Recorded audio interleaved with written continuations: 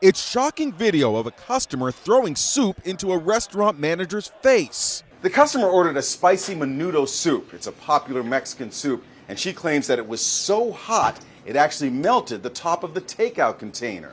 The incident happened in Temple, Texas. The manager, 24-year-old Janelle Broland, says the woman first called to complain. And I, of course, offered her like refunds and was trying to get her either a replacement meal or just something completely different if she wasn't in the mood for soup anymore. And she just continued to yell. But the customer showed up to confront her in person. Surveillance video shows the customer pointing to the melted plastic lid. She just still continued to yell, make a scene, and still cursing with, families and other children in the restaurant. And that's when I said, ma'am, you either need to calm down or leave, or I'm going to be calling the police. And I said, ma'am, I can still help you and get you something. I just ask that you don't yell and cuss at me. And that's the moment she threw it at me.